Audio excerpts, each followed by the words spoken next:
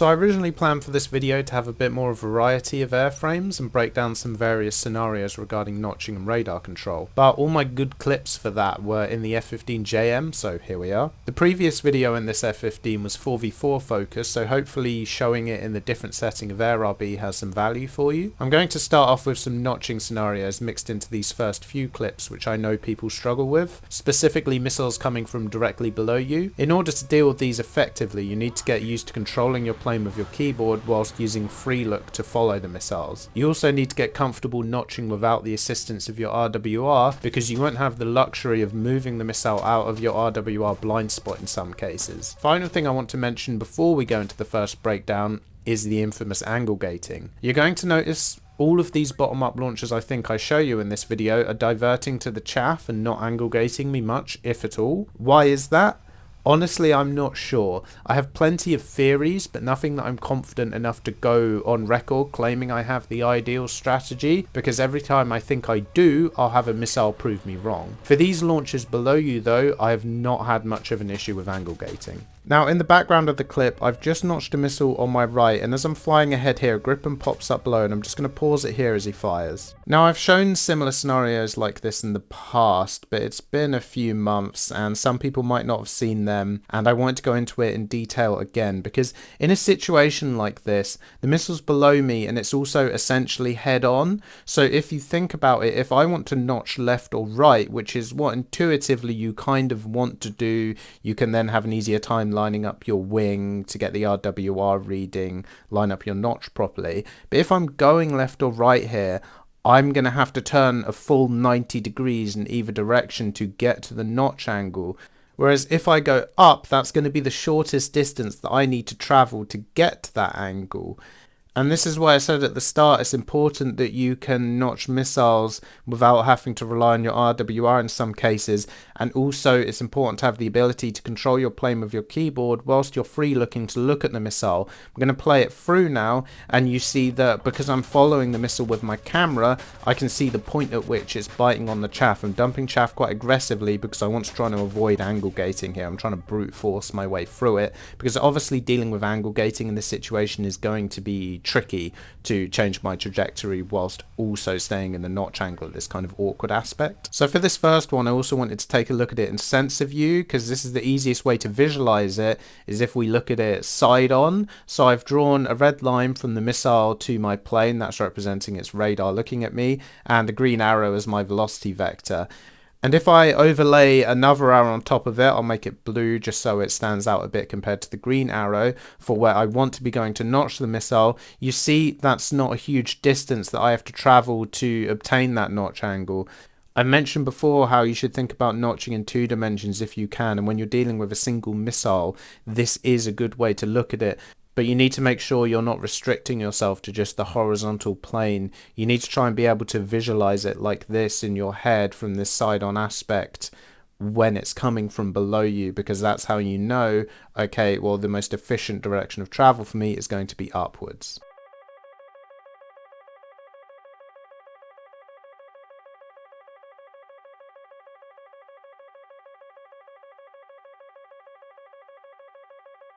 Cut back to the rest of that game now after we've gone through that notching scenario, and are moving in now to their team sort of on the deck turning round, and this is why you always fight for the altitude at the start so you can cash in on this top down situation I have right now. I'm happily just going to sling off multiple missiles. Not all of them are going to connect, but I'm not expecting all of them to connect.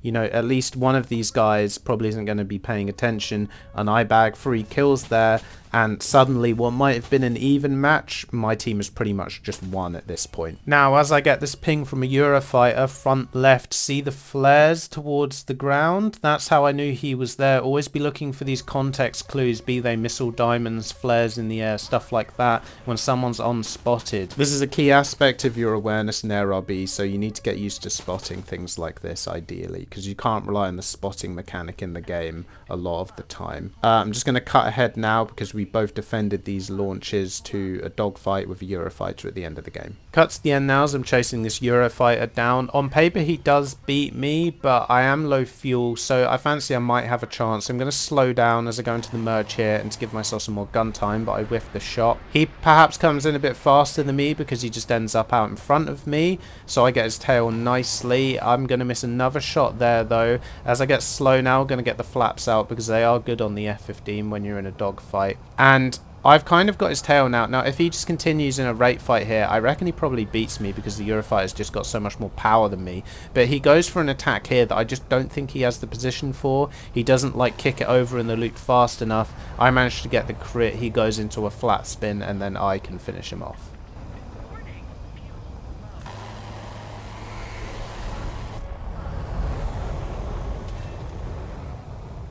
Going to look at another notch from below now, very similar to the one in the clip before, and I've got some enemies pushing in low down on my right, and I've kind of allowed myself to get quite close to them here, which isn't ideal.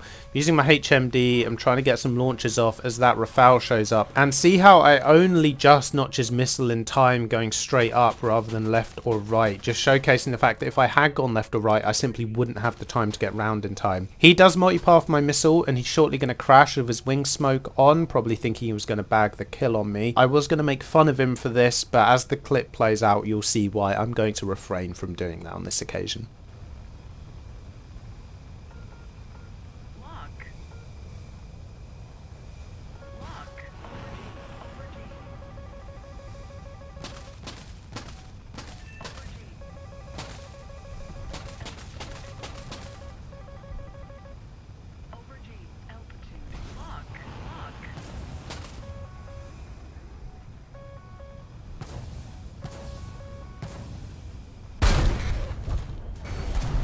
So just remember, there's always a tree with your name on it. Start of this next game, I'm tracking someone coming in towards our team on the left. He's low down. Going to hold my TWS after I launch in case I get any data link benefits if he does notch.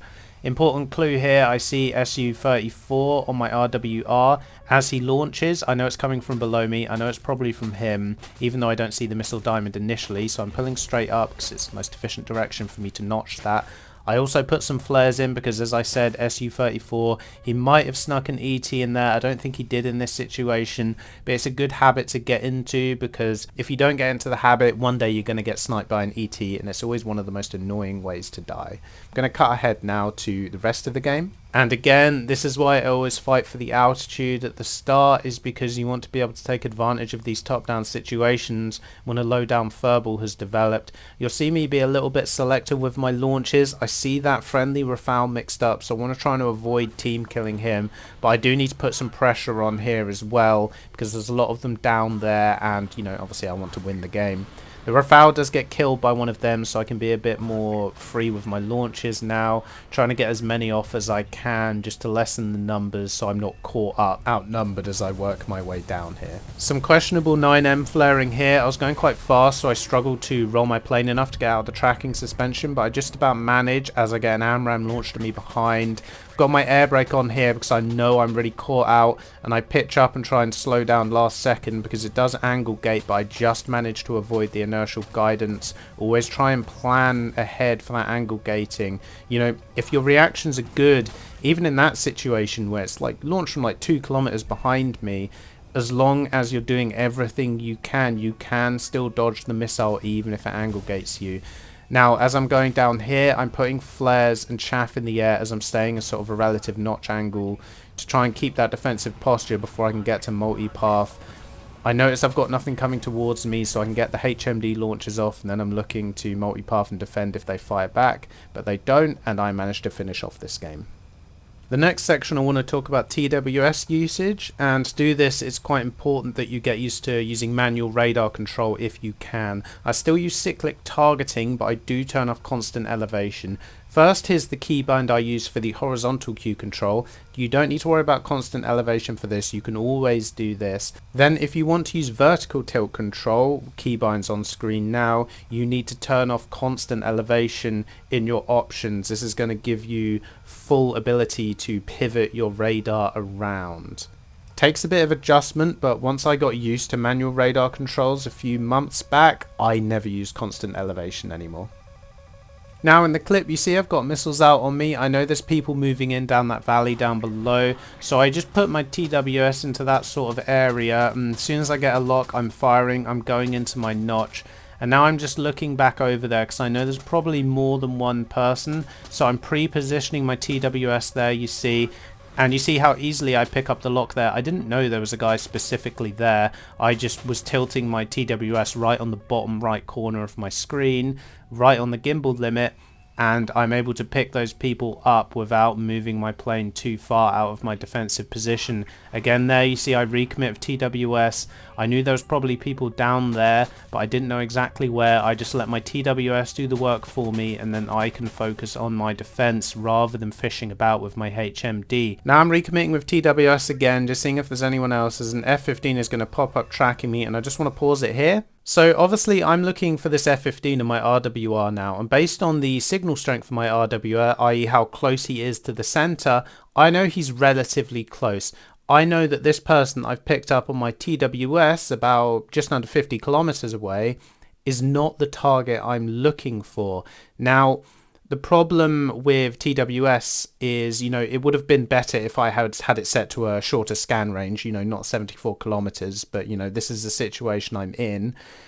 And the problem with TWS is if I try and I can use the vertical tilt control to break the sticky targeting, but it's going to want to flick back to that target, and I might not find this F-15 in time. Basically, those targets being on my scope is making things awkward for me.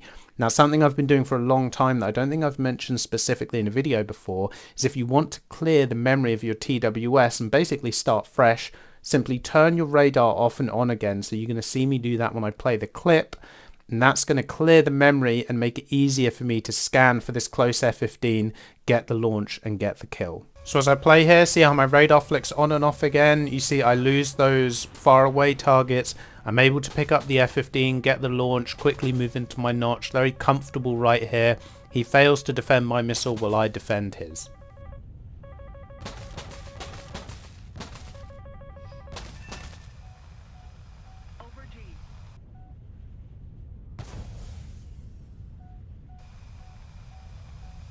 Following the kill, I'm back to scanning around for targets with TWS. This is what I really like about manual radar control. I can just happily fly in a straight line, use those keybinds just to shift it about. That allows me to comfortably pick up this target 20 kilometers away, coming towards me, probably heading to RTB. We're not far from his airfield. Gonna hold my launch for a bit. I want to avoid him being able to use this mounted terrain mask if I can. Gonna get the launch, and I'm just gonna put him on the gimbal limit so I'm ready to defend if he fires back. Gonna hold the lock though. You see I get a tiny bit of data link there, very quick as he turns around and starts going cold, and that allows me to keep the missile on target. He's not quite at multipath height, I think, so he eats that missile and I get another kill. Cut ahead to the last kill now. I'm first up getting a launch of TWS, but he's not quite cleared the mountain yet, and he's able to terrain mask this one. Once I've realised that's happened, notice how I'm going to use ACM here, not TWS or my HMD.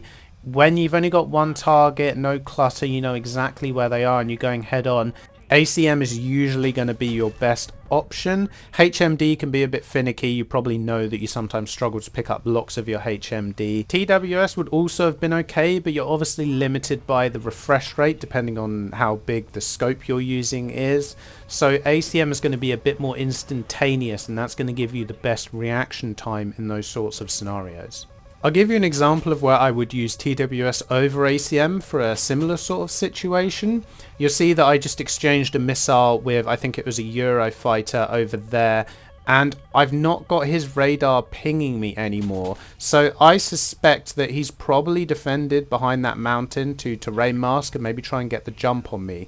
So as I'm flying around here, I'm not going to use ACM in this situation because I don't want to be going head on with him, and I don't know the exact position that he's going to appear over this mountain. So instead, I'm just going to put my TWS in the gimbal limit, fly at the maximum angle I can, and just kind of place it in the general area of where I think he's going to show up.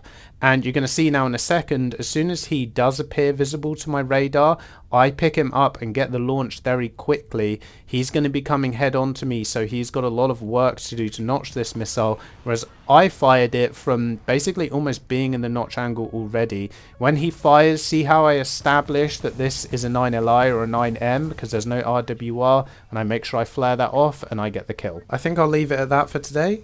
Hopefully those notching tips help you out and you found some of the radar tips and tricks useful. I'm off work this week, so I'm hoping to put together another video on 4v4 tournaments, specifically the weekly 4v4 last week, which my team managed to win. I was flying the flanker in that one rather than the F-15, so hopefully I can continue to dispel the idea a lot of people have that the flankers aren't good in War Thunder. I can also reveal that I now have a Discord server. Links will be in the description and on my channel page. I wanted to try and make this at least a little different from the other content creator Discord servers, so one of the things I've included is a TSS section where you can hopefully find some people to play tournaments with. There's also some links to custom maps so you can practice with your friends on the tournament maps. I've also integrated my channel memberships, so you'll get an extra role and access to a private channel as well if your YouTube and Discord accounts are linked.